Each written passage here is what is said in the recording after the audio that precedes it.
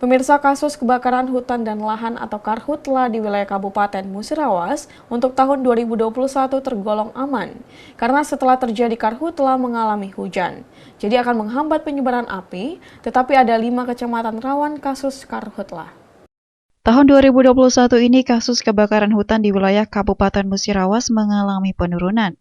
Hal ini disampaikan langsung oleh Kepala Badan Penanggulangan Bencana Daerah Kabupaten Musirawas. Darsan mengatakan, untuk kasus kebakaran hutan tahun ini tergolong aman, yakni kebakaran hutan basah, di mana setelah terjadinya kebakaran hutan, diselingi hujan jadi tidak terlalu berbahaya bagi masyarakat. Selain itu, terjadinya kebakaran hutan diakibatkan oleh masyarakat yang membuka lahan dengan cara dibakar. Tetapi, sekarang masyarakat sudah mulai sadar apa dampak yang akan terjadi jika melakukan pembukaan lahan dengan cara dibakar tersebut.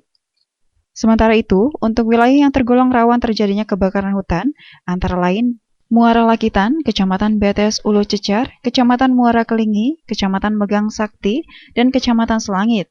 Maka dari itu, ia selaku Kepala BPBD Musirawas menghimbau masyarakat tidak membuka lahan dengan cara dibakar, karena dampaknya sangat berbahaya bagi masyarakat.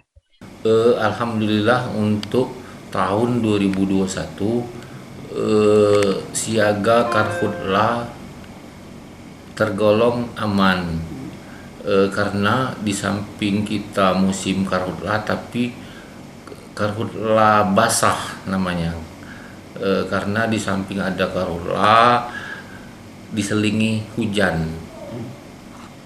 Untuk Karhutla itu sendiri diakibatkan apa? Karhutla biasanya dari pembakaran untuk membuka lahan bagi masyarakat. Cuman untuk tahun ini alhamdulillah kita termasuk zero hotspot. Rajab Selangpari TV melaporkan.